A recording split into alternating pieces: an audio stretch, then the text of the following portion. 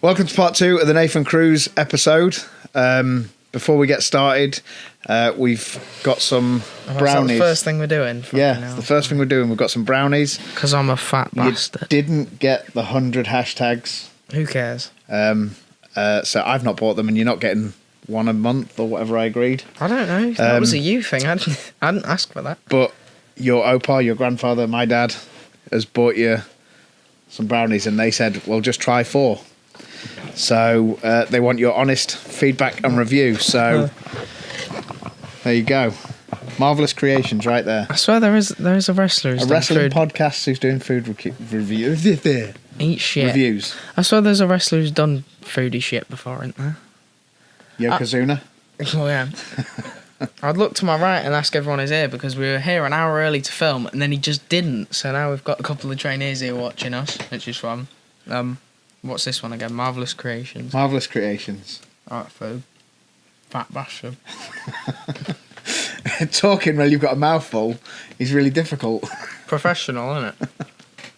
So I'll say what's new while you're chewing on that before you can give your review. You don't have to eat the whole thing. You just take a bite and then you can eat it later. I'm going to eat the whole thing. I'm a fat bastard. What's new is this top. Well, it's not a new top, but may as well be with how little you wear it, you bastard. Man United are shit, aren't they? Yeah. Yeah. They did a Spurs. Yeah. Which is incredible. Spurs are champions of Europe, which is great. I don't think anybody back... yeah, there's a Sheffield Wednesday fan over there. Rotten. Barry Bannon's ball. You're not football at all, are you? Me? Yeah. No chance, no. You're not football at all? No. Okay. Yeah, so I can't even put the second camera on right now, so I can't even show you who's here. Wait there, I'll take a picture. I'll add this picture in. There we go. Don't put your finger up. Get your finger out of him. Put your finger down. We're fucking PG on this, all right? Okay, so thoughts on that Marvellous Creations? I had it at WrestleMania. What are your thoughts on it? She wants a review. It was good. Wow. I know. Well, you're not going to get sponsorship if that's your review, is it? No, it was good. It tasted like a brownie. I don't know. Was the popping candy? It was Marvellous Creations, innit? Of course it was popping candy, you dickhead. Well, this is what you should be saying. Yeah, you can taste the popping candy and the Marvellous Creations brownie tasted like Marvellous Creations. Fuck me. It's good. Okay, so we've also got, oh my God, Mars and Millions, Ripple, and Bueno Blondie. He's dyslexic, so let me read it. I just read it. Marzillionaires is not Marzi Millions, you okay. dribbler. That might need to be cut. I can call you it. I'm autistic. I've got a fancy bit of paper that says I can say worse. Anyway. What's that one? I fucking said. The Mars one? Yeah. Wow. These guys are waiting to train. We're waiting to get on with this. This podcast. They're only waiting to train hours. because you took forever. What do you think? I think it's Mars bar, innit?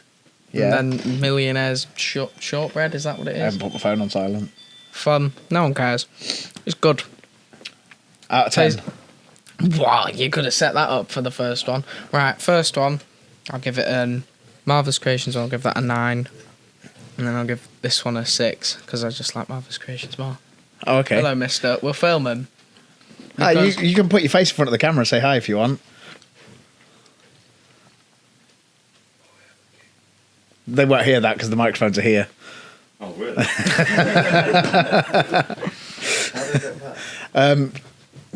Just walking, mate. The magic of editing is how. That means he has to cut it. Huzzah! All hail the king. A talk with the peasants.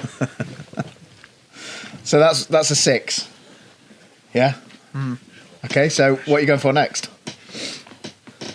I don't know. It's just weird. I'm just eating in front of a camera.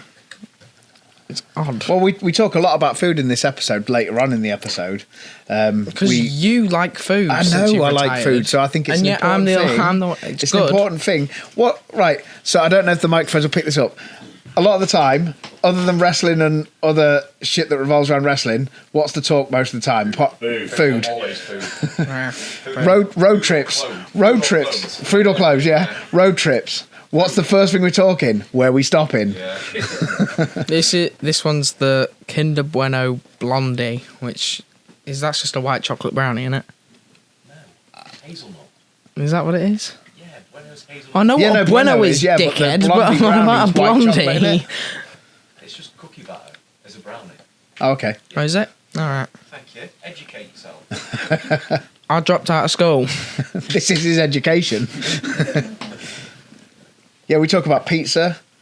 We I talk don't like about pizza. pizza, and we talk about pizza, I think, and then Dope Burger in Hull. I don't like pizza because tomato is bad. Save myself. So, Blondie, what are you saying? I'll give that one a 9 as well. So, Valentine's a big foodie. Valentine is? Have you seen what's in the box? No. Oh, praise be. Wow. Eat the whole box, your abs turn to flabs. And I'm fasting, good sir. It's not nice. So you're sitting here watching him scoff brownie. Yeah, I hope you choked. You'd acquire a gunt. So, did you give an out of 10 for that one? I literally just said 9 9? because you just asked me. Oh, I've short-term memory loss. Don't I do mean, wrestling. that looks incredible. Don't do wrestling, kids. It hurts your head. I think with a Toblerone, that'd be insane. What kind of Toblerone? Is it caramel, the whitey goldy one? Caramac, something like that? Caramac. Yeah. That's not Toblerone. That's a No, that's a Toblerone Cadbury's did do bar. one. Yeah. They did a golden, One, wasn't it? yeah, a golden one. All right. And then they do a white chocolate, and they do the chocolate orange, which is also insane. Yeah. Last piece. I'm gonna nick the one with the most chocolate on it Of course because you are. I'm a fat bastard. We've established that. That's the Ripple one. Mm-hmm. This is great. And if people are into that, is it ASMR or whatever it's called? You can chew in there. But if I have to listen to that, Oh, he has to I'll edit it. slap the piss out Hold of on. you. He has to edit it. You need more lip smacking. Keep your mouth open. Yeah. I am going to severely hurt you in the wrestling ring, and then it's not child abuse, it's just wrestling. You can't wrestle, dickhead. Yeah, I can still punch you with the right hand. I can never remember which one is injured when it comes to your shoulders. Doesn't matter. What do you think to that? It's good, but when it comes to chocolate, Ripple's just a bit boring, isn't it? What? Yeah. It's when it comes to There's two disapproving looks. One's like, I like chocolate, and then there's Joel. No, when it comes to chocolate, Ripple's just a boring one. Right, well, Wow. it's middle of the road. Wow. It's just dairy milk, but not as good. Not rather have one of those Reese's peanut butter and Yeah. oranges, or like Oh, a Reese's is something I'd else, rather yeah. have a chocolate that has something with it than just a shit flake. Wow. You know? Wow, we're done now. That's it. No, the brownie's good.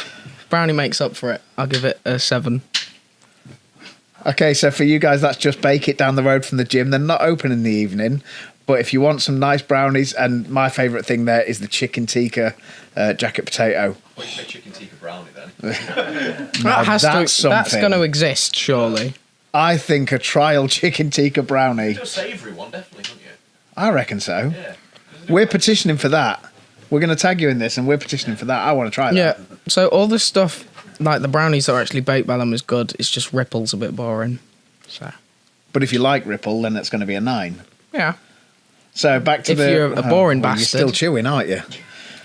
We need to get this intro. It's only supposed to be a short intro, and here you are scoffing your face. We were here an hour early, and you decided not to fucking film.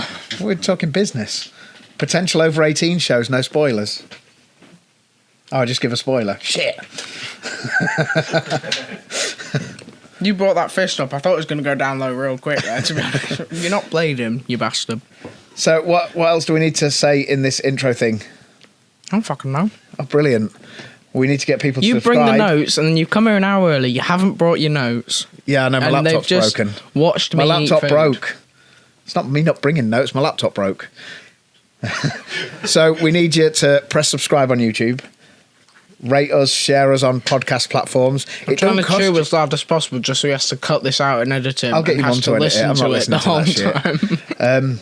Yeah, it doesn't cost a penny to do any of that, and it helps the algorithms for us. And any of these little clips, share them if you don't mind. We'll blow kisses to the camera. I'm not going to. That's what? cut. Blooper reels. Yeah, and it's also part of his education. So if you watch this and get our numbers up, it's helping his education, which he needs all the help with because I'm his educator. I can't England. Anyway, enjoy the episode. Follow Nathan on the links that are below or to the side or wherever they are on different platforms. Anyway, see you next week. And the guest will be Rogan, the heavyweight champion. And that's quite an interesting conversation. It's going to be an interesting edit. Which is a him job. Yeah. There's a lot to be said in that one. Interesting, really, in depth, the same as this one, really. Both quite in depth listens. Anyway, enough chatting shit. Bye. And in 2018, WOS happened, and another thing that happened was Lucas Steele. He was training with us back in like 2012, 2013 when I was like an assistant coach, but he decided and he stepped away, and for whatever reason he was now coming back, and he asked me to help train him. I'm now the head coach, and I just saw, okay, here's this guy, 6'4", 240 pounds, charismatic, good looking. He gets it because he loves it, and he was around it when he was very young, and it was just like, okay, now I have something to put my energy into. And through WOS, like we started having Gabe Kidd on the road with us for NGW on the Butlins camps. We started having Kip Sabian with us on the road, and I was like, okay, now I can offer something to you guys. Like you three in particular. Like we also had Sid Scala, but he was there already. He didn't need my help. As well, these three, there was just little bits that they still. I can help. Max did another as well, and they all had great attitudes. They all wanted to learn. I'm like, okay, Miles, I can help you guys, and that just revitalized me. And then I got over all that, and I was happy again. So yeah, this is great. I'm a full-time wrestler. I'm on national television now, and I'm helping these guys who are probably going to go on to do great things. I'm not saying I was right, but I might have an eye for talent. And That's mum ringing me. And then just gonna have to ignore her. yeah, we got to. It was just like I said, then the lockdown hit again, and it was like all that came down again. Just where it was like, God, if I'd not failed that medical, my financial situation would be different. Do you know what I mean? Like I wouldn't have had that stress. I wouldn't have. There were so many different things where it just came crashing back down, and then like I say, having to get normal jobs where it really started hitting me. I'm just so grateful. Probably more grateful than I would have ever have been if it had, when at 26 when it happened with WWE. There it was like a thing of, you've earned this, you deserve this. But as well now, like, I just appreciate it so much because I fully admit I kind of got to that point where I'm like, I'm going to get to 2026, I'll be 20 years in the job. That'll be it. I'll be done. I'm going to walk away from it, like, and try and adapt to a normal life. And I think a lot of that was just because, like, I realised how good my normal life is. Do you know what I mean? Like, not necessarily the job, but like going out and being a painter and decorator like I was, but how amazing my life is, how fucking blessed I am to just take her for walks around East Yorkshire, and all my friends around me, my parents are still here, and just all these things that I was like, I took this for granted. Yeah. Do you know what I mean? And now I'm seeing how good I've actually got this, and and then you also reflect on for all your 20s, you got to live a good portion of your dreams. Like, your goal was to be a WWE superstar. You got offered that contract. No one can ever take that away from you. You wrestled for the WWE 3 times. You was a full-time professional wrestler in the UK, and I look back and like I said, first ever Progress champion, televised champion for NGW, big town halls. I've had these moments where, like I said, beating Rampage Brown, my mentor, in Hull City Hall for the NGW Championship when it was sold out. My parents are there. This is getting televised on local TV, and it's. Do you know what I mean? Like, you don't realise that stuff at the time because you're so like focused on forward. Get there, and then you look back and you're like, fucking hell, that was actually pretty cool. Like, do you know what I mean? Like, it's a lot more than what some people I went to school with saying. Now, how we brought our kids there, and it's like, crazy, Yeah. just crazy stuff. And like it was a big moment where like now having this opportunity just means so much more, because I was ready to kind of say goodbye to it, and now I'm in this position where I'm, there's an opportunity here for me to still do something. And as stressful as moving my life to America is, that's always been an ambition of mine. I've always wanted to leave England and move to the US, particularly after the first time I visited North Carolina in 2017, and I was like, weird sensation. I've been to America a bunch of times before, different states. This was the first time in North Carolina, and I got out of the car and I had this weird sensation like it was home. Yeah. I can't explain it. And I really can't explain it, because it was just so weird. Like everywhere else I visited, I'm a guest, I'm a tourist, I'm visiting here. North Carolina was like, I belong here. Like it's like it was being shouting for me for years, and then after that was even more of a thing. Maybe a bit of pressure I put on myself of, you've got to get there, because that's truthfully where you belong. And like the more I've seen of it, like I said, I love going on hikes around East Yorkshire with her, and going to do the hikes there and in North Carolina is just, it's on a whole other level. And it's just all of this now, it just means everything to me. Like I'm so grateful for everything in my life, whether it be wrestling, personal, like just and as long as I've got my wife, I know it doesn't matter where life's going to take me, I've got someone who's always going to love me and believe in me. Yeah. And that means so much to me. And again, just being able to realize that, just how lucky I've been to have someone she's a school teacher, so when she's off, I was busy. When she's busy, I was off. I was doing, so we see each other the odd weekend, but it was mainly she'd get home from work, and that was our time together. Weekdays, summer, see ya, I'm off. Do you know what I mean? Half term, I'm off. And then September would roll around, and that'd usually be when I'd do a tour of America, and then I'd do these international jobs in Europe and things like that. I want to go to France and stuff. And it was just one of them things that I was so fixated on my own bullshit, I guess, or my own dreams, and being that you have to be successful, you have to be tunnel visioned like that. But how lucky I am to have somebody that stood by me through all that. Yeah. Do you know what I mean? When I know so many people, their relationships didn't work out, and they had to wait till they got to their point of success before they started to figure out, I'm going to settle down and with this person. For me, I was very lucky that I had her by my side, and that was something Dax taught me. Like we spent a 5-hour car journey together in 2022 to Nashville from North Carolina, and he said, if you get to that point, Nathan, in 2026, and you can hang your hat on the fact that you were good enough to get offered a contract from WWE, which is already a big thing. He said, especially for a guy who was shoot 5'10", barely scratching 200 pounds on good days. Like, for you to get that opportunity and that contract, that means you were good. Yeah. And he said, and if then it means you get to just take care of this woman that stood by you through all this and supported you, it's like, isn't that enough? And it was the first time, I rewired my brain. It was the first time I'd really thought of it like that. And I was like, yeah, do you know what? And then and he said, and you're good. Like, I know you're good. He said, I knew who you were before Daniel told me about that he was friends with you because of the things you'd done in wrestling. And it's like, again, just made me just look at my life differently and look at everything that I've got. The opportunity now is it's just surreal, man. Right time as well. Yeah, yes, I know. There's that of like, I'm just got married. I'm off. I don't know how long, and but that I trust in the work ethic. I trust in the process. This will work out in the end. But I mean, my big advice to anyone on that is, the end of Scrooged. I mean, if you've seen Scrooge, when he's like, "Be kind, it's addictive." It's that is the secret. Like, people don't tell you that, but like, especially when you're younger and you almost want to be a bit selfish because you were like, this is mine and I want to make it. That's so stupid. It's so, I forget about that. And that's definitely, I had traits of that in my 20s, and those might be the things that I do regret. And now it's like, no, like, just be a good person. Just, always think with your moral compass and think about like what your output is to the universe, because if you do good, people want to see you do good. You get what I mean? Like, and that's the best advice you can give. And Daniel is a prime example for that for me.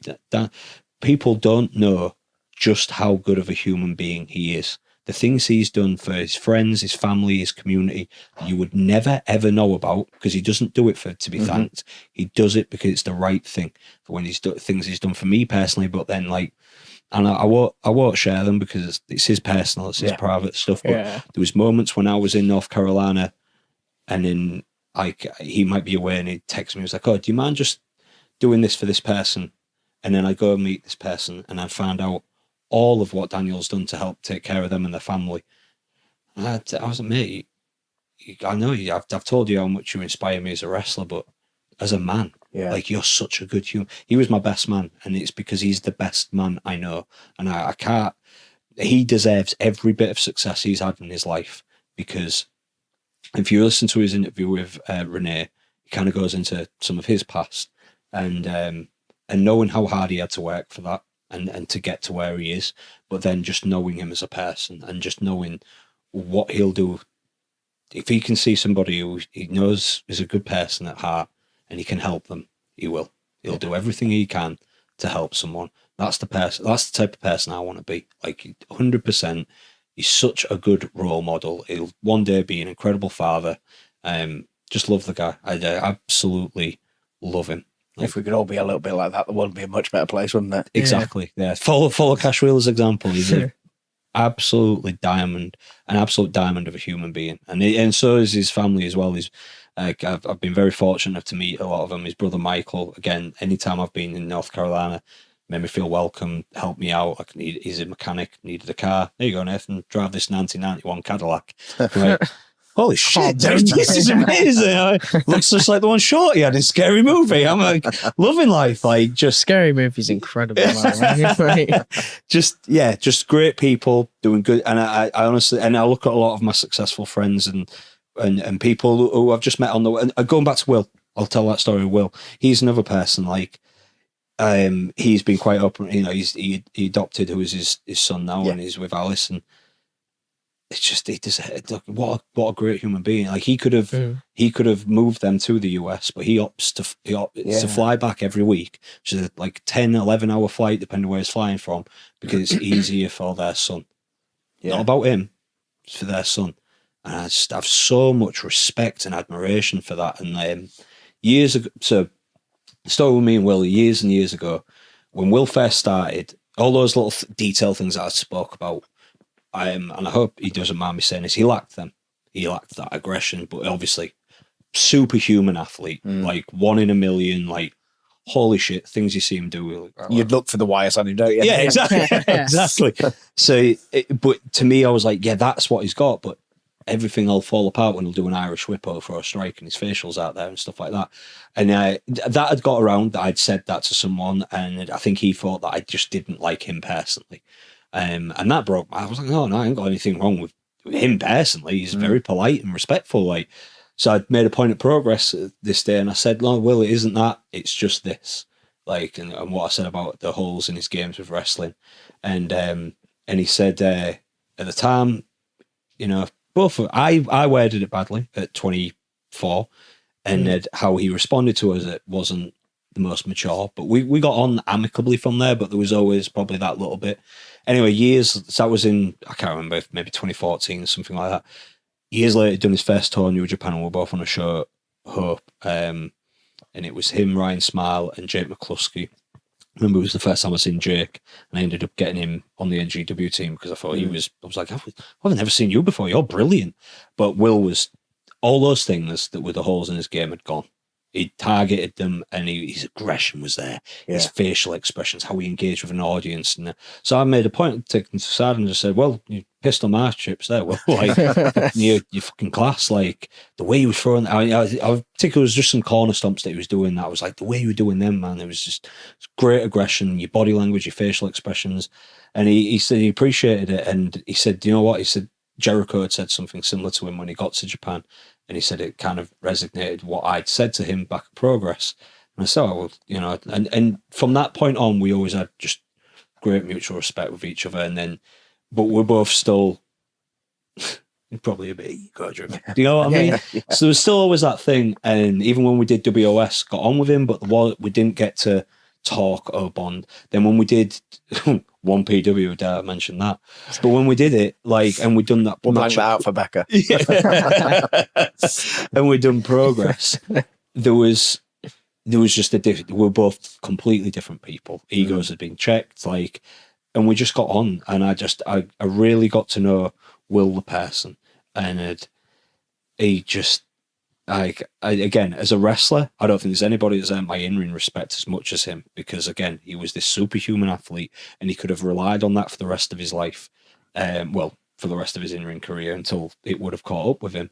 But he heeded those lessons, and he adapted his stuff, and he became, again, that guy has very, very few holes in his game. And every week I watch him at AEW now, something that I might have seen when he first got there has now been ironed out. Producer, probably Dean Malenko or somebody like that, has said, "Hey, Will, like, that was awesome, but what about this?" And he's clearly learning, clearly growing every time he goes out, and he just gets better and better and better. But again, just as a man, to have the respect, the mutual respect between ourselves, and to see everything that he's done there to step up as a dad, I have all the admiration, and to see how many people he's helped. The Aussie lads, Gabe Kidd, Dan Maloney, Robbie X, even myself, like, is a big part of this opportunity came because Will was willing to put pen to paper on a reference for me, and it meant a world to me. Like, the things that he said, he's just a great person, just a really good human being. Again, someone, in my opinion, deserves all his success, but again, it's because he's a good person. Yeah, like, I always, like, the cream rises to the crop. He's never been bitter or resentful or anything like that. He could be the most arrogant bastard in the world if he wanted to, because he's so fucking talented. Do you know what I mean? It'd be like a Shawn Michaels of the 90s, that you'd be like, yeah, God damn it, he's a dick, but he's so good. You know what I mean? Like, you'd pardon it. And he isn't like that at all. Like, if he can see people who can be helped, or he wants to help, he will help them. If I'm honest, that's the first few times we were backstage, there was a hi, the typical wrestling hi, how you doing? Yeah. But nothing more than that. And in my head, I kind of had that perception of him. Right. And then it wasn't until one of the shows he was running, and then WOS, where I actually got to speak to him and realised what a nice guy he is. Yeah. Like, unbelievably nice guy. And we shared a passion for Nando's, so that always helps. that was the connection. Yeah. Anybody who loves Nando's is a best friend of mine.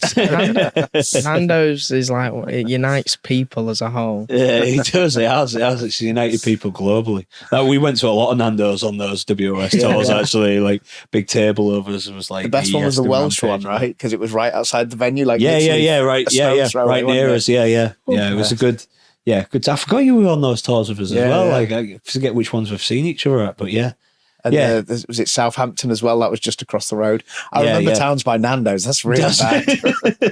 How good was the Nando's? I think the happiest I've ever seen this guy is we were doing a show in Leeds, and it wasn't the best show ever. The area boarded up windows. We're like, oh, well, this is going to be a difficult day, this. Yeah, drive steel gates on house windows. Yeah. It was a real rough area. Yeah. We're driving there, and I spot a sign at the service station. I say, Dad, look at that. It's a Nando's at the service station. I've never seen him smile so much. Day of my life. I can't remember where that might. I know there's one down south with a Nando's, and I don't know if I've seen one up north. You'll have to tell me. Yeah, somewhere near Leeds. I can't remember even which show it was. Oh, I can't remember exactly. Was it the show where I wrestled Martin Kirby? It might have been, yeah. So, yeah, I'll find that out if you... Service station Nando's, we showed up. It was the best day of his life, I swear. I've never seen this guy smile at anything apart from the way back when I pointed out the Nando's. Yeah, food orientated, which is a good segue. Okay. So little things just for people to get to know you outside of wrestling is what would your Tesco meal deal of choice be? Tesco meal? Oh, I don't really know. God, this we've come from up here, these really inspirational stories. What kind of sandwiches do you like? It's to normalise people. Do you like tuna and mayo? I like the New York deli, but that's not often on the meal deal. Like the pastrami, cheese, pickles, that's like one of my favourite sandwiches, but that's not normally on the meal deal. If I'm going for the meal deal, I used to just get the all day breakfast because it was highest protein quality and it was brown bread. Fair enough. Little cheat, I'd always either get the chili heat wave Doritos because they're the best Doritos. Well, they were. They've changed the They still are the best Doritos. They've just taken the corn out and replaced it with something that's killing us. Like, imagine that. So yeah, Who would ever do that? Yeah, thanks, food industry. Yeah, so I kind of. It would always be Doritos, and then the drink of choice would be peach iced tea. I love peach iced tea. Madison, the same, isn't it? Yeah. And then food related again, your cheat day meal. I'd like to think I know this one now. Hickories. I do love Hickories, but Hickories is incredible. By the way, there's a local place called Dope Eats. It started as Dope Burger, right? Found them last week. How local? Because we've got to drive back home after this. Yeah, literally from my house, the first one under their banner is called Wagwan Chicken.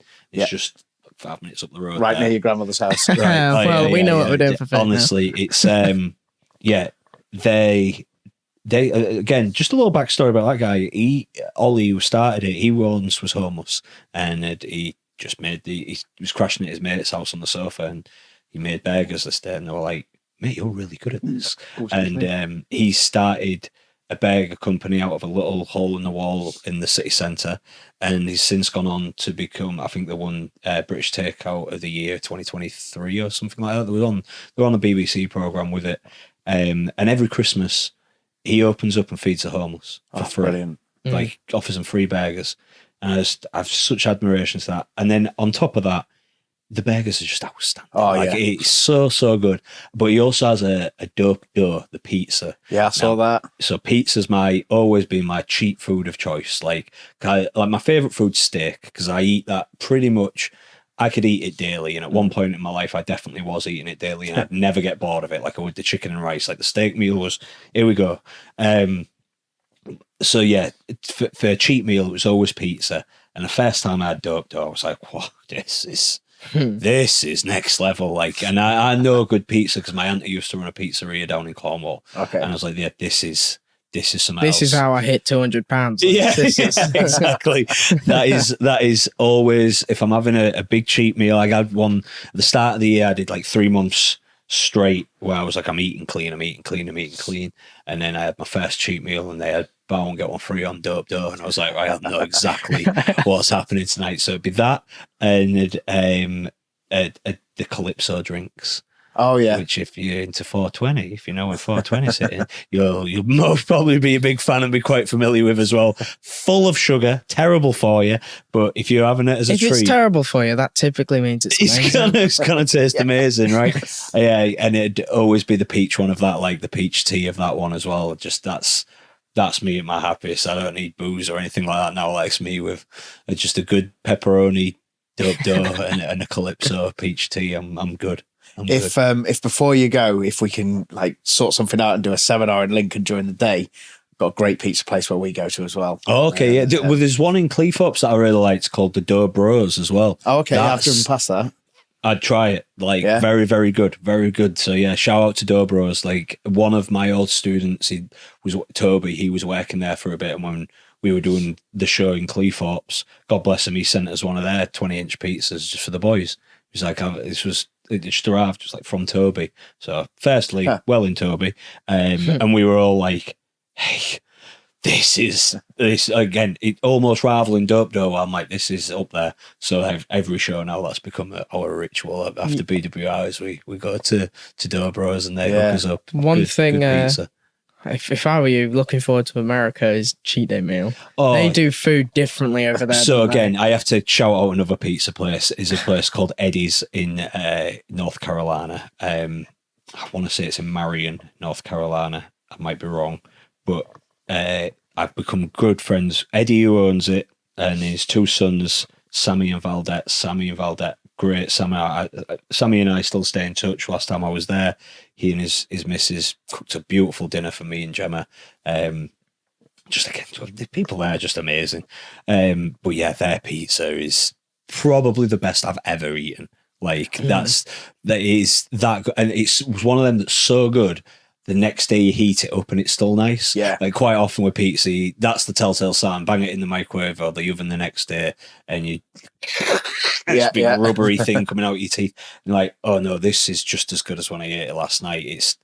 I think Dan's even shouted them out on AEW before. Like someone had a sign saying Eddie's Pizza, Dan grabbed it and pointed to it. Like they're just next level. Like so good. If you're ever visiting Western North Carolina and you're coming to do like the Blue Ridge Parkway, do all the mountains and stuff, stop in Marion, stop at Eddie's Pizza because it's the best I've ever eaten. I think in Lincoln we've got. So I've been saying for a while, Do Loco. I even named a move after them. Okay, A nice. move that he can no longer do. That I can't do anymore. Yeah, but yeah, their pizza incredible, and they do monthly specials as well. So like once a month, we'll have a quick look, and depending. I mean, since I've been hurt and not able to wrestle, I've kind of thrown nutrition out the window. But once a month, we'll look at what their special is and go and get one of those. What did happen to you? Sorry, you might have told me before, but so we thought it was just the rotator cuff. It turns out I've Everything had bone but on bone for so rotator long, cuff. it's turned into a gravel driveway, so there's bone fragment everywhere. Oh, the Christ. bone needs shaving back into place. The left bicep is on the verge of rupturing, which I didn't even realise. So they're going to take that off, reattach it, and try and remold the shoulder back into how it should be. Oh man. I was supposed to have surgery tomorrow, so Thursday, but it's been delayed because they actually got funding for some platelet therapy. So now we're just waiting for the machine or plasma therapy for the machine to spin the blood to be able to do the therapy right, after. yeah. So, Oh well, good luck with it, mate. yeah, It thank must you. Must be But rough. while I'm waiting, pizzas. Blessing in disguise just yeah. to eat food. Yeah, I can't do other stuff that I enjoy, so food is enjoyable. Food. Oh, Yeah, that's Mum has the thing. messaged me to tell you that she's picked Madison up from school. Oh, okay. Oh, why?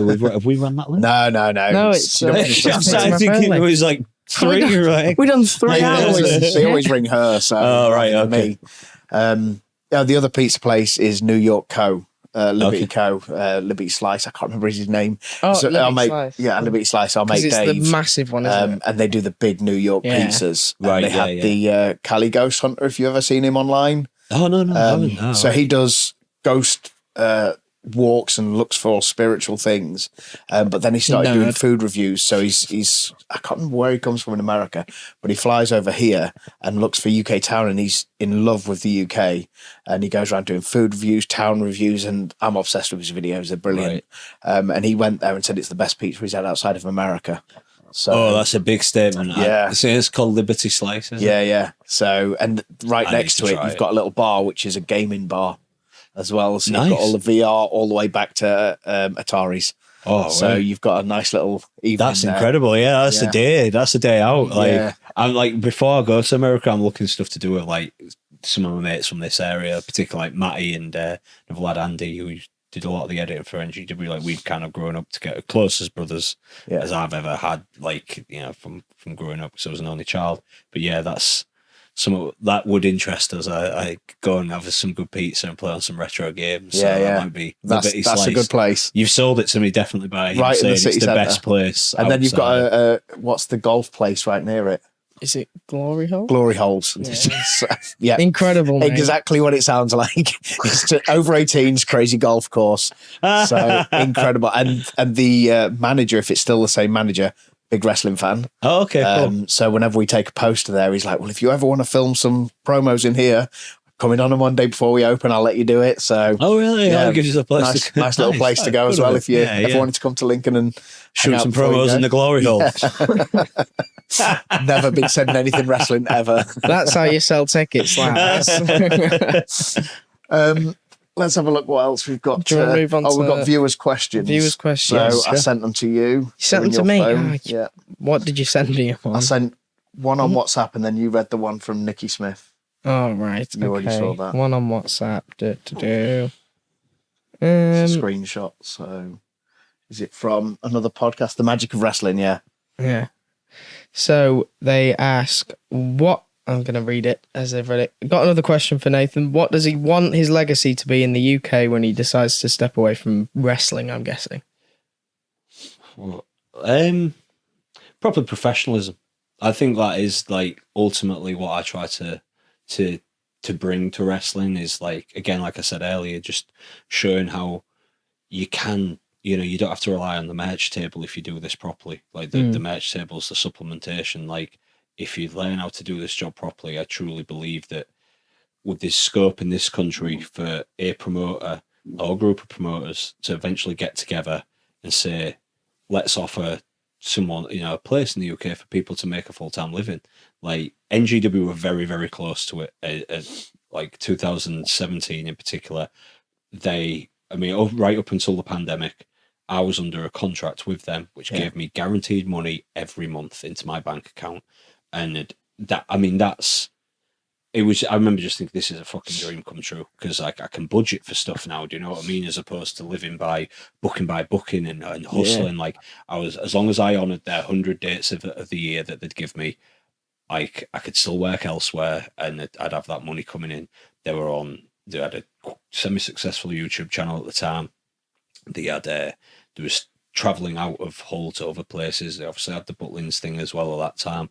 And it was just like, this is it. It's a highly produced show with a good team, a training school behind it, and you're offering like, I won't say it's by now's standards not great money, but it was good money. It paid my bills and then still had me some left over. Do you know what I mean? Yeah. And I'd made the rest up from hustling on other wrestling shows that I do and the merch table and stuff like that. Like I say, that was a supplement.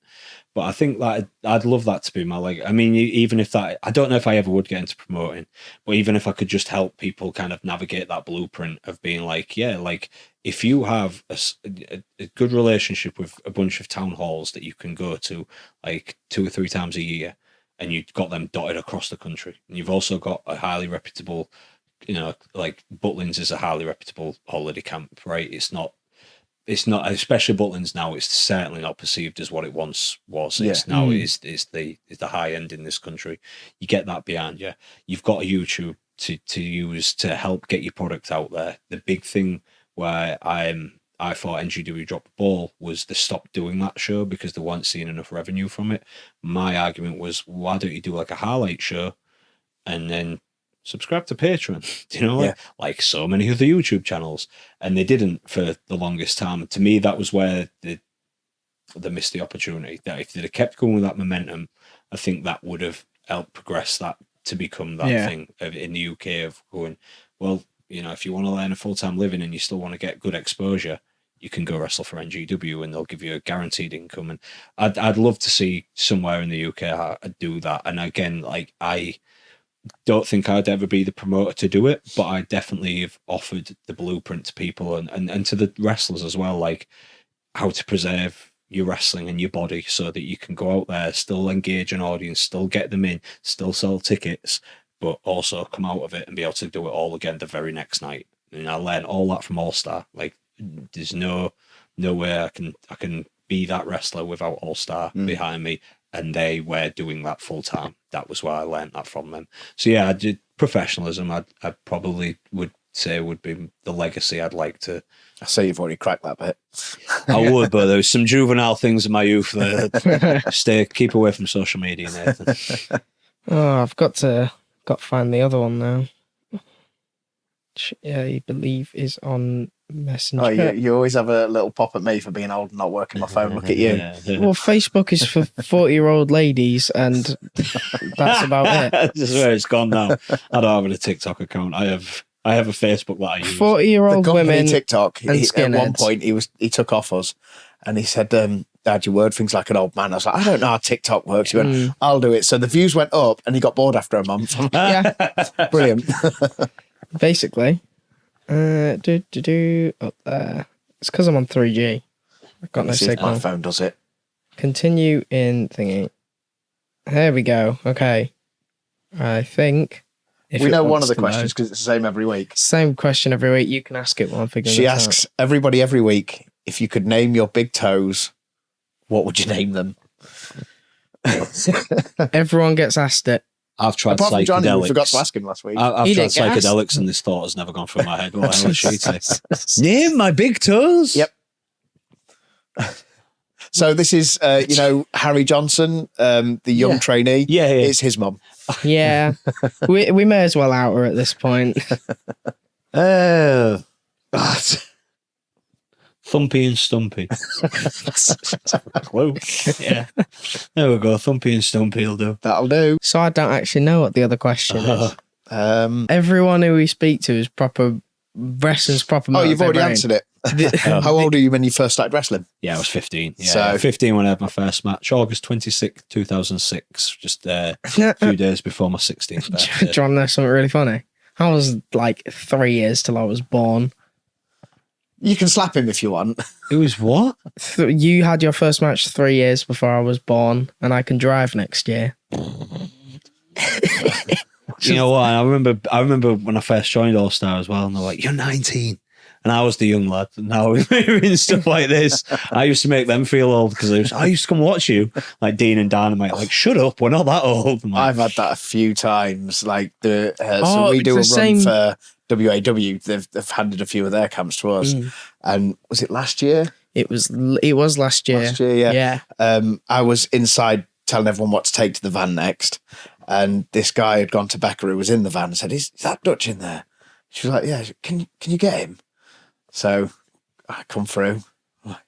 I don't know if you know this much about me, but I'm really socially awkward with wrestling fans once the character's gone. Autistic. okay, all right. Yeah, I am being tested for autism. So I get real. If the character's gone, I find it really hard to talk to people who I don't know. Right. And he's like, "Oh, I just wanted to make sure it was you. I used to watch you when I was a kid, and now I've brought my kid to watch you." I'm like, "Oh, He brought their kid to watch. yeah." Oh, wow. That's yeah. a, I haven't And the had kid that wasn't one a yet. baby. It was like 5 or 6, old enough to ask for a picture and a Oh, signature. God. Yeah. I've had people I trained with have now got kids who've come to, but yeah, I've not had Yeah. people watched me, and then like that's the next one. That'd be Yeah. when I'm Yeah. like, It doesn't do anything for the grey hairs. Oh, that you yeah, notice in the mirror. So that's the worst, right? It's always the beard. yeah. I notice the thicker it gets, the more white start creeping through them. I wish it was just the beard. I shaved the mohawk off. This is why I'm always wearing a hat at the minute.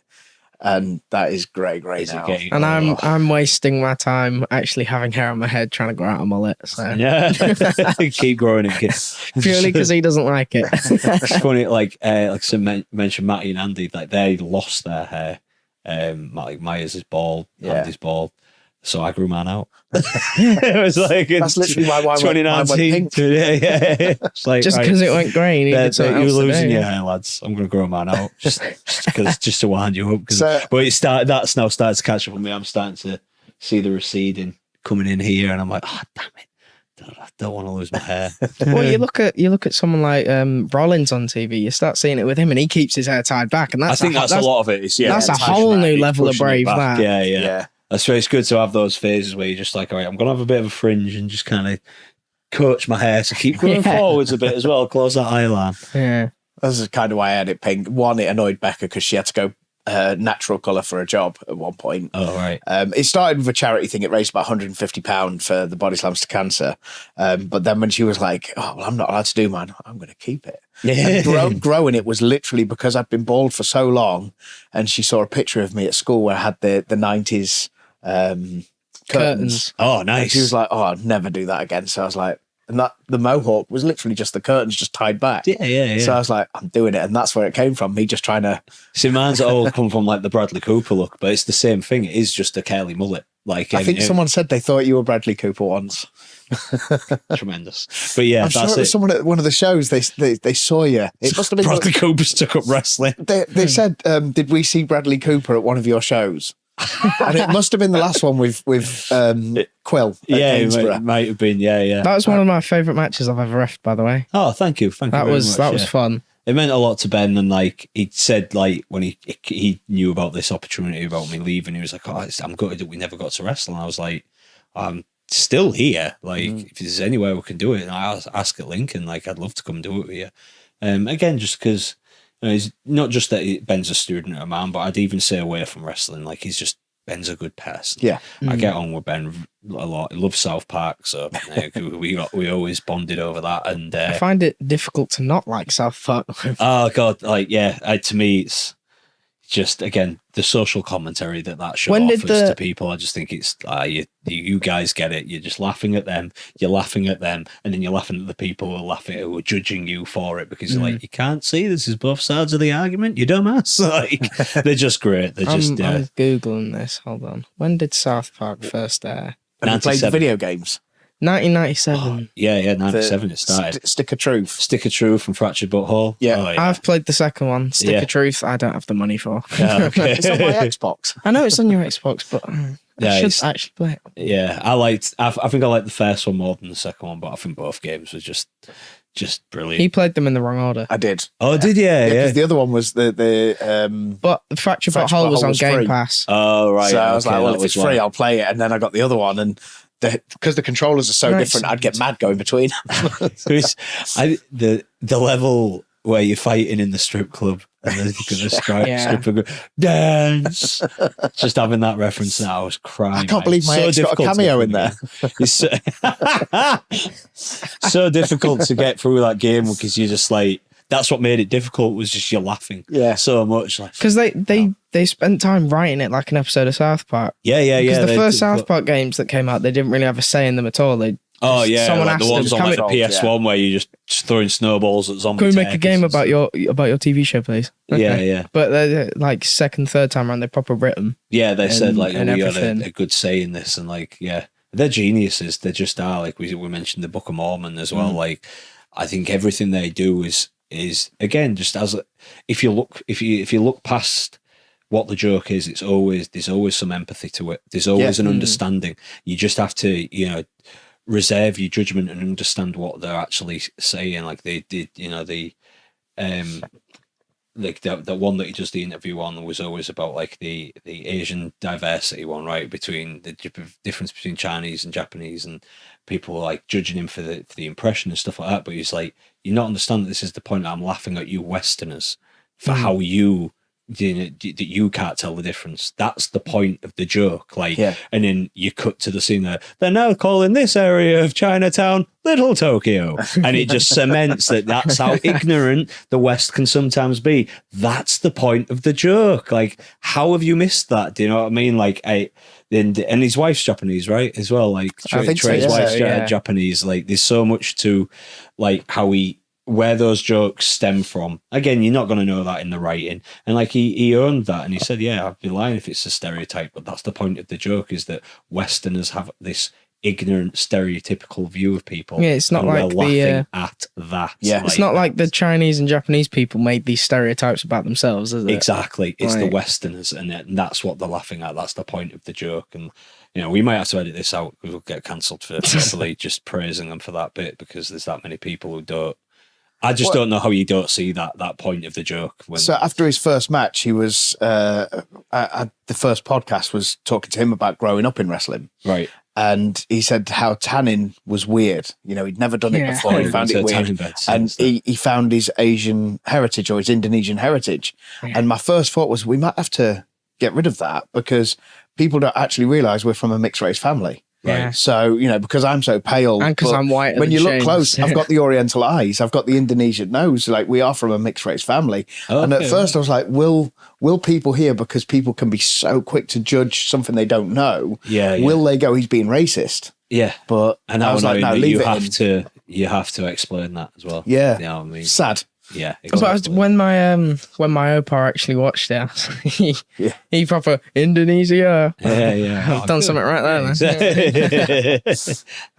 So, the next part is so we ask for a Hall of Fame person and a Hall of Fame moment. It doesn't necessarily need to be wrestling, but anybody you would put in your personal Hall of Fame, and any moment you'd personally put in your Hall of Fame. Ooh. Any person. They're already in it. It's Eddie Guerrero. I just think he's the greatest professional wrestler of all time, in my opinion, because there was nothing he couldn't do. Earlier, when I was saying, like, can I do comedy? Can I do this? Can I do that? Right?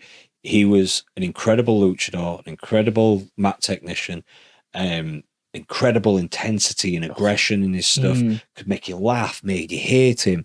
And he's, when he got to WWE and the stuff he did with his promo stuff, one of the best tag teams. Los Guerreros with Chavo was phenomenal, and again doesn't get looked at, because at that time, like, tag team wrestling wasn't getting the attention it deserved. But the stuff they were doing in that tag division and at that time was very, very good. Like, there's some incredible tag team matches that they did. Eddie's just. Yeah, he's to me, he's a Hall of Fame talent in anybody's book. He should be, because there was nothing he couldn't do. And I think every wrestler, will be a better wrestler if you study Eddie Guerrero from any of his eras, because you'll pick up things. Watch him in ECW, watch him in WCW, watch him in WWE. Just all the things that he could do. He was a genius. He's just the master of professional wrestling, in my There's opinion. some grainy tapes of him when he got released from WWE, when he did a little bit on the indie circuit. Matt McDoug, He had a match FWA. with he had a match with, it was with Punk, was it at Ring of Honor? Possibly, Yeah, I think so, yeah. I've seen that was a real He good did one match. with Rollins, right, as well? Yeah. somewhere? Yeah. There's just so many like hidden gems when you look for them in there, and you can see how he always brings somebody else up. Yeah. You know, and he Just gets it. Just gets what wrestling I is. never met him, don't know him, can't claim any of that, but just my perception is it is about bringing everybody else up for him. Like he's never going to make himself look bad, but he's going to bring everybody else up around him as well. Yeah, And yeah. I agree. It just shows how like generationally it is. I've never been alive at the same time as him, and I still go back and I watch his stuff. And him and Ray at WrestleMania 21 is one of my favorite matches of all time. Oh, brilliant match. and I Yeah. haven't even. He when did he die? 2005 was it? Yeah. That's what 4 years before I was born. Like I'm not bringing it up to make you two feel old. But he, It just that shows his how match good he with is. Kerr at WrestleMania 20. Oh, intensity meets Oh no, 20 intensity. was Kerr and. Oh no, yeah, it was 20. It was Yeah, 20 It because 21 the finish Kerr and was Shawn. Kurt ankle lock, take his boot off. Rob. Yeah. Well, yeah. It's again just it's just so good. Just gets wrestling like he's always in the Hall of Fame. In regards to moments, this is just a personal one for me. It's the moment that I knew I wanted to be a pro wrestler. Was as I mentioned, Undertaker. I was an Undertaker guy. He was my guy when I was a kid. I remember watching WrestleMania 17 and his match with Triple H. And as the match ends, he's draped over the middle rope, blood coming down his head, and he looks out at 60-odd thousand people in the Astrodome in his hometown. He goes, "This is my fucking yard." And I can tell you that at that moment was when I went, I want to be a pro wrestler. I want to do like Mark Calloway in Houston, from Houston, Texas, has affected Nathan Irwin in Hull, England, and he'll never know that. Yeah. And he's look how all those people are feeling right now. He's made them feel that happy. I've got to do this. Like, I knew it was that was the light bulb moment where I can't just watch this. I've been watching it all my life, but that was the moment. Like, I've got to be a pro wrestler. I've got You never to know, do he this. might watch it. We ranked 27 the other day. You are sorry. In the world, we ranked number 27 the other day in the world of wrestling podcasts. Oh, really? So he Yeah. might see it. Somehow. I doubt it. Yeah. We're I at don't 70 think he. yesterday. I think he probably gets sent a clip of "click this," and he probably still won't even watch that. He probably don't even watch his own back. Like, and again, it's just something a person that when I'll listen to bits of that podcast, I'll hear his opinions on stuff on the slate. God, I wish I'd give anything to sit down and with a bottle of Jack with Taker and just talk wrestling, because he. Not try and keep up with it, though, I'd assume. God, yeah, exactly. There'd be that part of me, like I would just have to, right, to prove this to myself. But no, like he Slide. he just his mindset. It's again just things that I fully agree and have that similar philosophy of wrestling and my approach to it. That I just think he does it, without even knowing. It probably is because he just influenced me so much from such a young age that I've gone, yep, that's what I like. That's what I'm, and what I've learned from people around me. Just an amazing brain for it, amazing talent, and that'd be peak for me to sit down and just chat about not so much again just wrestling, like he always says, it's the camaraderie of being on the road and stuff, and it is you develop a brotherhood, man. Like I always point at 2011 in particular. I was on the road so much, I barely saw my girlfriend at the time, barely saw my parents. I see Colossus, Kennedy. We was married at the hip. We was traveling around in a little Toyota Yaris, like everywhere in this country for Brian. And we really were everywhere, from Weymouth all the way up to Air Scotland for him.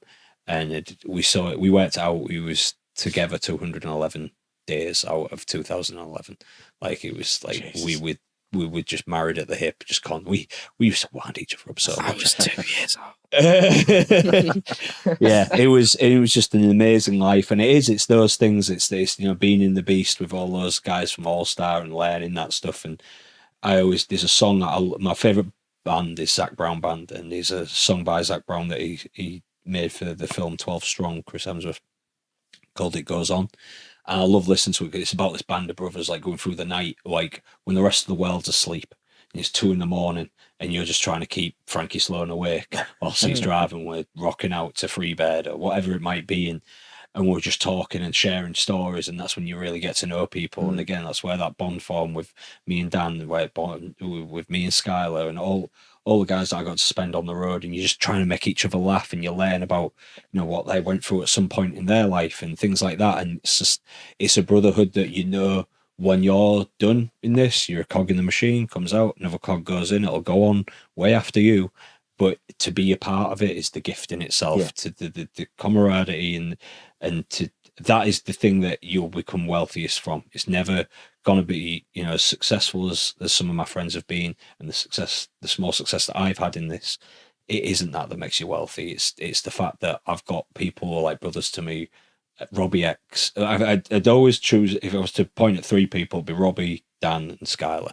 And I just think, I met them purely through wrestling, through this job, and because of it and the journeys that we've been on, the time we've spent together and the time we've now known each other, that's brought us together. And I know all our friends for life, and it doesn't matter whenever we see each other, how long a length of distance it's been, since we last caught up or whatever, it's just boom, right back to where we were.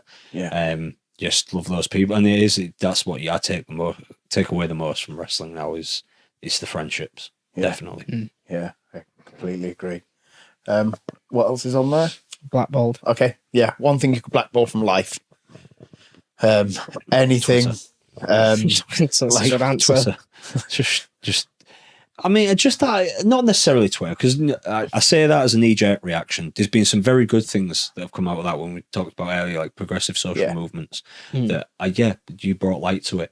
I think it's more the false validation that people chase, so they'll go out the way to almost I can't imagine being so...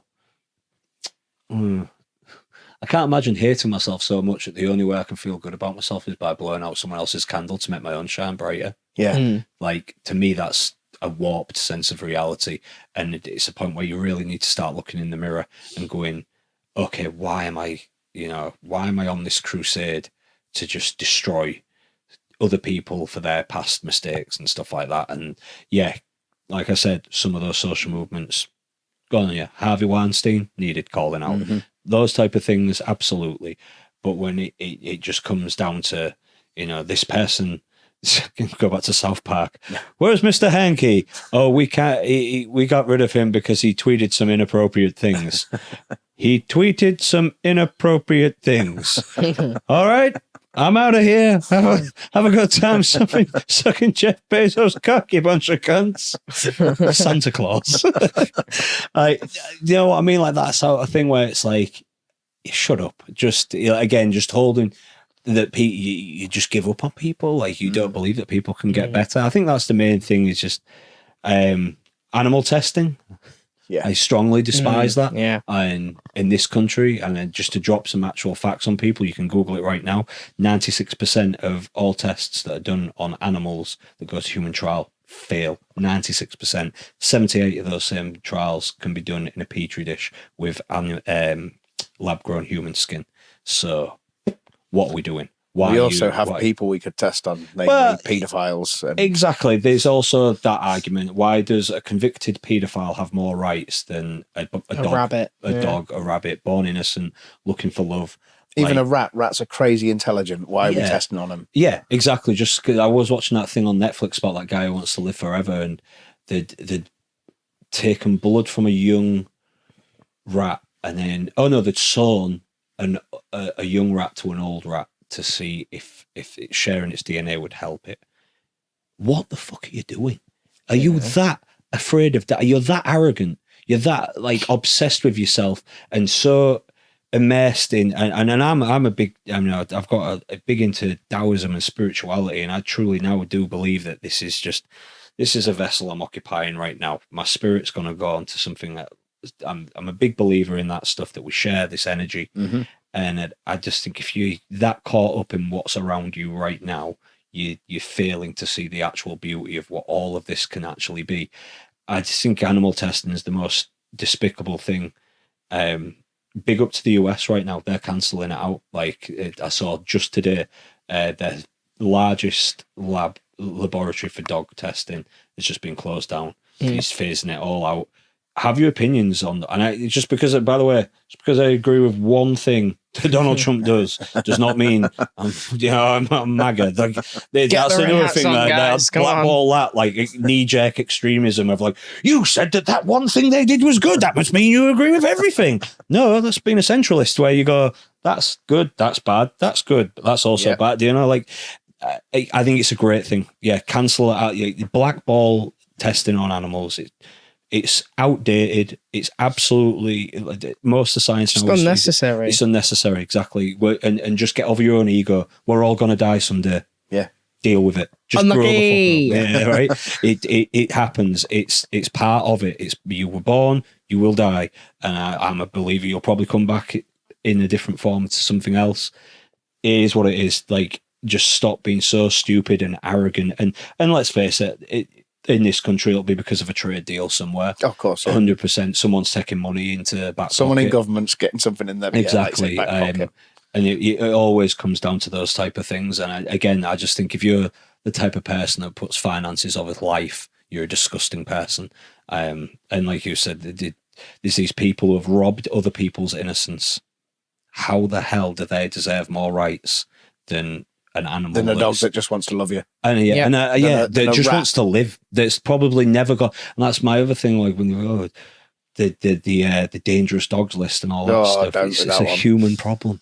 Do you know why you have to keep adding different breeds? Is because you ban one breed, so they get another, and they train them that way because it's a human issue. I could rant all day about the state of this country and how stupid its politics and how outdated its laws are. And, we brushed briefly on cannabis, and like you said, a friend of yours had a real bad painkiller addiction like this. Do you know if you, you probably know Dean Allmark, he had a real bad, he had issues with his back and his injuries, and he was taking ibuprofen daily for 10 years. He ended up being submitted to hospital because it had rotted his stomach wall. Yeah. Ibuprofen. Yep. As of next year, you can go into any supermarket and just buy that. Alcohol has killed thousands of people, millions. Alcohol is way worse than, I'd say, 70% of drugs. Statistically, it has killed far. Cannabis hasn't got a single fatality related to it, as where it's got emergency room hospitalizations. Emergency room, what's the word I'm looking for? Admissions. Thank you very much. Yeah. I dropped out of school. It's had emergency room admissions, but it's never had a single fatality yet.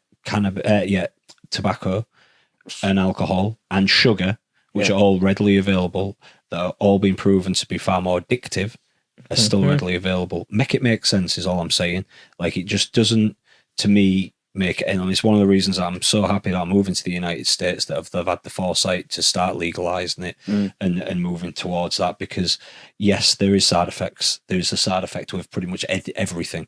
There's always going to be, but weigh it up. If you're saying, a big part of my high blood pressure, I've been told, was because of how many energy drinks I was consuming. Caffeine's a really difficult addiction to drop. 100%. One of the worst. Yeah, I tried. I remember my wife, for whatever it is, she was given a coffee for a week, and she said the headaches she had and the withdrawals from it was just brutal. Absolutely brutal. I defy anyone to try and do 30 days without a cup, and look for what caffeine's in, or even a can of Coke. Do you know what I mean? You're going to struggle. You really will struggle. And again, I ain't saying ban it. I'm more of moderation. I'm in the camp of education. To me, you have these health warnings on tobacco. That's a good thing, but don't take that choice away from someone. Yeah. If they are at that age that they can make an educated decision to go, I know this is bad for me. This is my vice of choice. I'm going to die at some point. I'm going to smoke. That's on you. That's absolutely fine. It's also why I do think it should be banned in public places. I hate it when I've been in town with, I say my niece and nephew, like I say, Andy and Matty are close to me as brothers. So I've been around with their young kids, and, especially when Matty's little girl's in a pram, she's getting pushed around, and there's a group of people outside of a supermarket, and they're all tabbing away. Yeah. And even some of them are the workers. And I'm like, why should she be inhaling that because of you? Like, you want to do that? Cool. Fill your boots. That is your choice, and I'm all for that. But it should not be allowed in the street. Like I say, I would, if cannabis was legalized, that'd be something that, again, like within a radius, if you're out in an open field and you can't see anyone for hundreds of meters around you, okay, fair enough, that's your thing. Do it. In the privacy of your own home, go ahead and do it. If you're walking down the street and a child can inhale that, fuck you.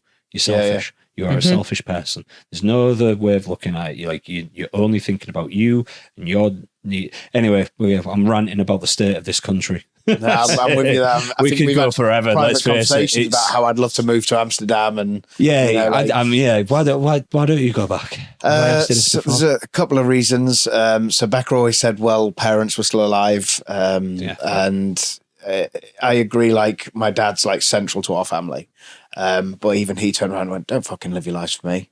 If you want to move there, not even Amsterdam, just any of the other towns where we've got family, just do it. Don't live for other people, live for yourselves.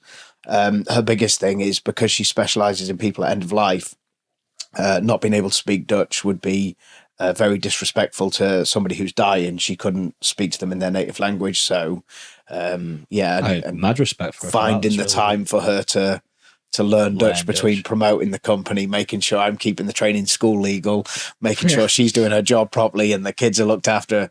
She just doesn't have time. Yeah, so. I can totally get it. I have mad respect for her for thinking like that and having that thought process. That's, yeah. I think, not going back to what we were just saying about smoke in public and all that, I think the worst for it, and personally, is vaping. I think that's the worst for it. At least it doesn't smell like cigarettes, though. No, but it doesn't smell nice. It's one of them things. And again, I think it's just become. They've tried to normalise it, right? And again, before they knew the full dangers of it. And I think what it is, come out. Another knee-jerk reaction from the government, there, right? Exactly. Yeah. What it is for me, though, is obviously the age I am and how much they say it isn't. They'll argue it till the end of the world. It's so marketed to people my age and younger. Yes, it is. 100%. And you could not go in my school toilet without smelling vape. You couldn't go on the tennis courts without smelling vape. It's everywhere. It was like way bigger of an issue than anything I think we've had. Or at least for me, it's a bigger issue now than cigs were at school. Because I think so. You had kids at so much easier to get. But that was the thing. It wasn't marketed towards them, and that'd be like there was the group of kids that smoked. Do you know what I mean? Like it as where now it just seems like every teenager is pulling out a vape because it seemed this isn't damaging for you. You don't know that yet. It tastes like Starburst. Yeah, exactly. And like tastes like bubble without gum. the calories. Exactly. And like going back to what chemicals are in there to make it taste like that. And like going back to what I was saying there about cannabis and I think this is the other thing when the dangers that are the minimalistic, but there is some, and they shouldn't be ignored. I genuinely am all for like educate people, but the side effects of smoking cannabis or eating edibles and stuff like that versus smoking tobacco, it's just night and day. And and tobacco being the worst, I can't understand how you're still relying on this science from the 1960s in this country, and they're ignoring every study that's been done in Canada. On the positive side of it. In the Netherlands and in the United States. Like there was a 20-year study done in the United States following someone's lungs. And they took different... Dorian Yates spoke about this on the Joe Rogan podcast. Followed these 3 different people. Someone who smoked tobacco, someone who smoked tobacco mixed with cannabis, someone who smoked pure cannabis. 4 people, sorry. Someone didn't smoke at all. And over the 20-year study, they found that the person who smoked pure cannabis had their bronchioles opened up more to absorb more oxygen than the others. That science isn't looked at. And then they rely on, it causes psychosis in people. Did you know that was people that abused it in their teen years while their brain's still developing, which is why you have to be 25 to buy it in America? Cross-pollinated, man-made types of cannabis. Yeah, exactly. Yep. Yeah, it's not naturally formed stuff. Like there's so many things that go into it that it's like, no, you're cherry picking this little thing to hang your little argument on, and the world's a much bigger place now. This information is readily accessible if you look for it. I obviously have looked for it and looked into it at length and watched a lot of documentaries, listened to a lot of podcasts and a lot of I love let's say the professor of neuroscience, Huberman. His podcast, and he's spoken about it, and he said he's the first to say, yeah, there's going to be side effects to this, but also look at them. Also look at them compared to this. Do you know what I mean? You'd be better off without anything, but if you are going to make an educated decision, 9 times out of 10, this is better than a lot of the pain. Like you know, we don't have OxyContin in this country, but we have. You can get it. You can work, but you can still be prescribed tramadol. Yeah, you can still be prescribed stuff that have like fentanyl inside of it. So That's an for extremely me, it addictive was substance. tramadol and oromorphin morphine. I was going to say liquid morphine. And what's the one? Diazepam to help you chill out and sleep. I would get every week a month's worth. Never had a liver function test, never anything. They just kept giving it me.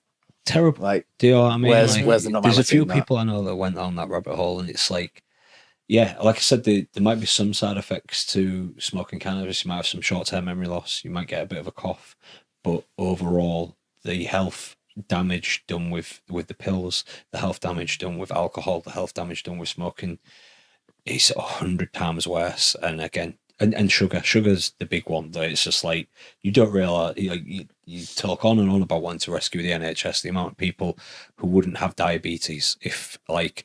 And sugar tax isn't the answer. No. It's education. Just educate people properly, for fuck's sake. Like, sugar can be a good thing if you have it in moderation at the right time of the day. You know yourself from working out, you have a bit of sugar post-workout, spikes your growth hormone, helps you recover quicker, helps you grow bigger muscles.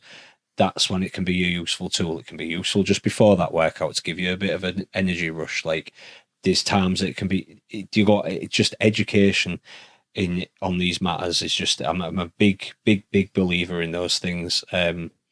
Yeah, again, I'm sitting here sounding like I'm a big pro drugs advocate, but like I just the one with cannabis just doesn't make like I looked at even this. We're looking at this from a financial point of view, right? Yeah, right. So in California, their population is something like 38.6 million people. We have like 60 million people in the UK.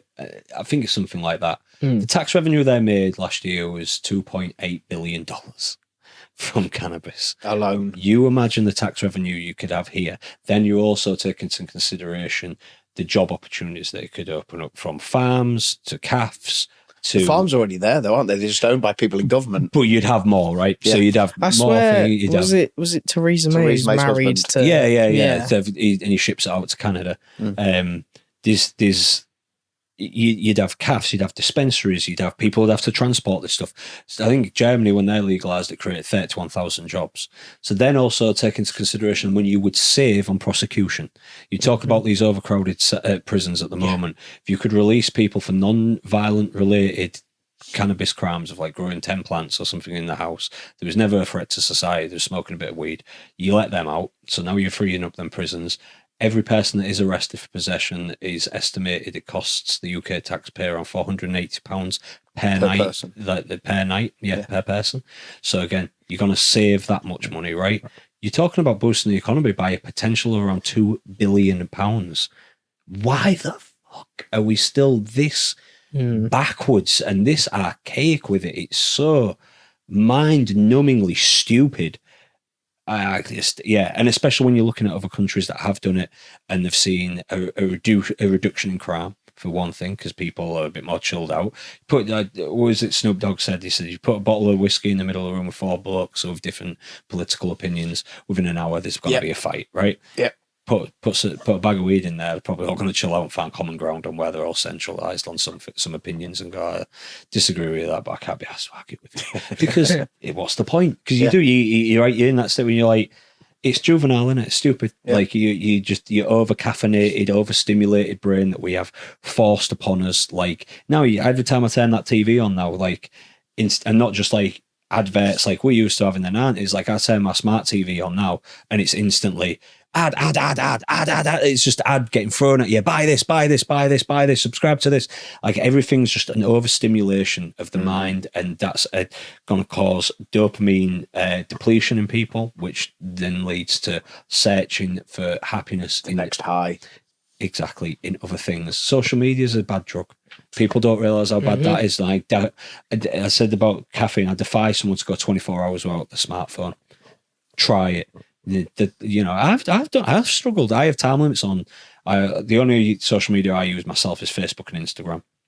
I have a 30-minute time limit. Once I'm done with that, unless I was like in a conversation thread with a promoter, okay, I have to load it back up. Other than that, I am not going on there to check notifications. I don't give a shit how many people like my picture. I don't care who's commenting on this. It's not important. Like, that really isn't important. What's important that I've got the dishwasher to empty and load. I've got stuff in my life that needs doing. Like, that's such a distraction, and you see it. So many people go, I don't have enough time in my day to do this. I don't have enough time to go to the gym and take care of myself. Put your phone down and exactly how many hours have you spent on social media this week? And 9 times out of 10, like, people have averaged about 6 hours a day now. Like, 6 hours. The amount of kids that I see just flicking through an iPad, and that's all they're doing is just watching a daft reel of something that you're going to forget about in about 20 seconds, but it's give you that quick dopamine release, and it is an addiction. People have it, right? You don't realize, but and that's what these algorithms are. Like, my Instagram reels are really weird as well. That's what I mean. Like, they suck you in, and that's the whole point. They're doing it on purpose. It's because as long as you're on there's engagement, and they can get these ads in, and Let's you see, might what's buy my something. first one? It's just, the whole thing's toxic to me. And it's stifling creativity, and it really is a stranglehold on it. I was watching a good documentary the other night on a show I used to love as a kid called Art Attack. You might remember Art I remember Attack, that. right? Yeah, And it was like, this show was on CITV, and it encouraged kids to be creative. It encouraged you to household objects. Yeah, and household objects, art, and you don't get things like that now. It'll be some 20-year-old who doesn't want a job, but was just going to commentate on one of the episodes and point out the things that they don't like about in the modern world. It'll last about 20 seconds, paint things from their narrative, and leave you going, that was funny. Next one. And that is it. Like, so then where's the inspiration for them now? You're just going to get to the point in years that you're just going to laugh at what they will laugh at. It's like an inception of like, just where's this going to, and you see the lack of creativity in all forms now. Like, you'd think that that'd be a thing that would boost it. But I find the most successful, like, YouTube channels and stuff like that are people that grew up in the 80s and the 90s. People who are now in their younger years, they're resorting to desperate acts. Lily Phillips. Do you know what I mean? Oh, yeah. Do you know what I mean? Like, where it's getting, okay, this is going to get dangerous. Where, at which point, some of the things that they do on I think Black Mirror just did a thing on it, where, like, you'll go on a website and do daft things, and people, I'll drink a mug of piss if everyone donates up to this amount. So everyone, it's only $1, so everyone's donating up to 1,000 people. I've got 1,000 viewers, so I'm now drinking urine. What the fuck are you doing? Do you know what I mean? Like, there's loads of that genuinely that sort of thing I've seen online. It's shocking. And it's all because, like, and then they'll, I'm all for people doing their own thing. Obviously, I follow the dream as a professional wrestler, but I mean, it's these type of things really are dangerous because it's got a ceiling on it and a low ceiling. At some point, and they go into it in that episode of Black Mirror, right? You drank the piss. What are you going to do next? What are you going to do next? What are you going to do next? And it's just going to escalate, and it's going to escalate. And I do worry about where it goes. I do think, there's another thing to go back to all the problems in this country. Why the fuck can somebody set up a Facebook account without any form of identification? Yeah. When you're supposed to be 16 to be on the platform, and you apparently want to protect kids, well, you should have some form of ID. And secondly, the amount of I've had 3 imposter accounts made of me on Facebook. Friend Andy, he's just a lorry driver. Someone made an imposter account of him. What is that about? Do you know what I mean? Like, just stealing his image. To do what, though? Do you know? And that's the alarming thing. Like, you say one thing, your actions say a completely different thing. You're allowing them to run rough and just destroy huge parts of civilization, and it's a very scary time. Like, I know I sound so anti-social media, but there was a time when it benefited us, and I think it's long past that now. It's now got to this point of, this is much how we really They got rid of control Vine, and then everything went downhill from there. Well, I think the first time that struck me is we were running a show at one of the old halls we used to run, and the ticket sales, that hall always sold out, and we were like 50 seats left. So Becca was like, right, I'm in control of everything here. Go out and do some flyering. So I was like, well, I'll take a few of the guys, and because I know the areas where I grew up, I'll go to the little parks where, you know, parents will be with their kids. Yeah, and, you know, you get the teenagers, and I'll write 50% off on the back or whatever. And I went around all these parks, and the only people were there were teenagers, and they weren't even interacting with each other. They were just on their phone. There were no parents with their kids, apart from one park where there was a parent there. The kid was swinging itself, and the parent was just Oh my God. like that. And like, I know I get my phone out when I've been with the kids or with my brother's kids. I'll take a picture or a video of them, but it's constant. They're not watching their kids either. Unless, yeah. Blows my mind. Even when I'm walking here, unless someone's calling me, I'm not picking up my phone. I'm invested in that time with her. And I just couldn't imagine. And when I'm with my nieces and nephews, yeah, same. Like, I can't. I've seen it before. I've seen people just walking down the street, they're pushing the pram, got a dog on one lead, and again, same thing, they're just scrolling. I'm just, you're not.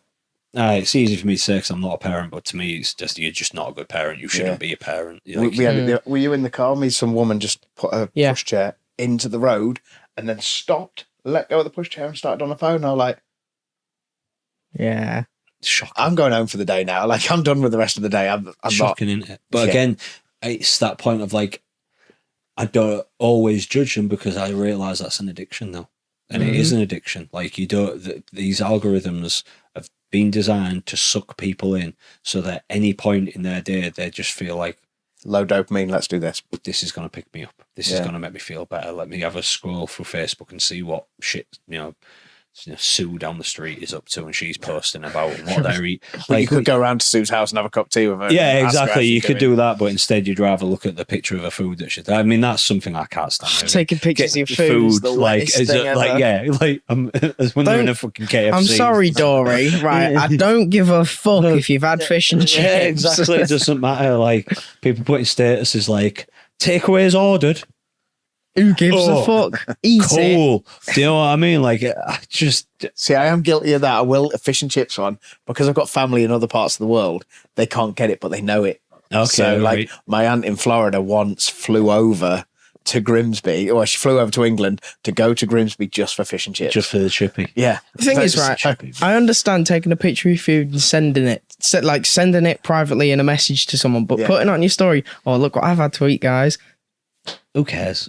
Yeah. I'm not going to say what I'm thinking. It can become across very pretentious, I find, as well as some people like you're eating at I'm like that at Christmas though, when people do those posts and it's like Santa's been and there's all those presents, like, good for you. You're trying to make yourself look better than you actually are. Exactly, it's a privilege and you can afford that. Good for you. But you don't need to share that with the world because there's someone out there who's had to work 3 jobs to afford just one present for like are you going to be the reason that they feel like a bad parent? Are you going to be the reason that they, that kid looks and goes, oh, well, they got all this. Look. Do you know what I think? That was going to be my point there. As a parent who does that, I reckon Santa thinks you're a wanker. Yeah. Sit on that. It is the kid, though. The kid looks at the kid next door and goes, well, we're only next door. Why did Santa bring them all the presents, but not me? Yeah, And again, exactly. we throw all this into Santa. I think we should appreciate what the people who buy the gifts do a little bit more. But the whole I agree tangent with you, society, we've got Santa, right? So we're stuck with that for It's another 50 that years magic at least. and imagination, and I get that.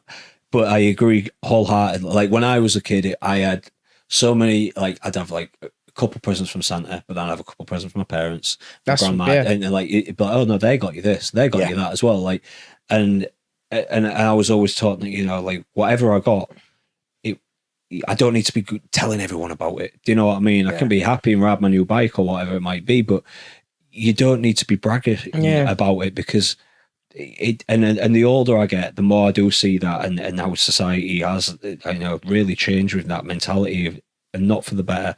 Like, it should be a thing of like, check your privilege, man. Like, and it's easier for me maybe to see that because I came from a council estate and. Like, I know that I didn't have much, but then, I meet other people in my life who had even less. Yeah. And do you know what I mean? It's like an eye-opener to me, like, oh, I thought, I didn't have that much as a kid, but actually I did really well. Like, we didn't have much money, but I wouldn't necessarily, I never went on holidays abroad and stuff like that, for example, but I was quite lucky that I had a PlayStation, you know what I mean, as a kid, because there's some people that can't even afford that. Like, I had more than 2 wrestling figures. Well, they had 2, and they just got them from a a car boot sale. Like, I had an unnecessary amount of wrestling figures. Yeah, you got all of mine. I looked after See. mine as a kid, so they were always passed down. it's like, well, yeah, there you go. Like, it's so. Yeah, there's just so much about it now. I just hate that. Like that. Oh, Santa's been. I just think, oh, fuck off. Who are you impressing here? And again, like, oh, it's for the grandparents. So we'll send it. Send it to them. Or better yet, there's Boxing Day tomorrow. Go over and show See them. Yeah, show them. 'Cause, Like, spend some time with them. With Christmas, it was always Christmas Day would be Santa, then a couple from me dad and mum, and then Boxing Day would go it'd be my uncles, my aunts, Yeah, my it's- opa. We'd go eat and have Christmas on Boxing Day. I don't know if that's a typical traditional thing or if it's just our family. We did it because of Kyle living with my mum, Thomas Yeah. on and off with his dad doing Christmas there. I think a lot of people do that type of thing. It was always Santa showed up on Christmas because he's just part of it. And then Boxing Day would be your family day where you'd go and you wouldn't whack it on social media and Betty wouldn't give a fuck if I had a dinosaur or not, right? So It's about spending time with your family as well. I mean, that's something that's family's so important, man. Like, and I again, something that I was so fixated on my own goals, my own ambitions for so long.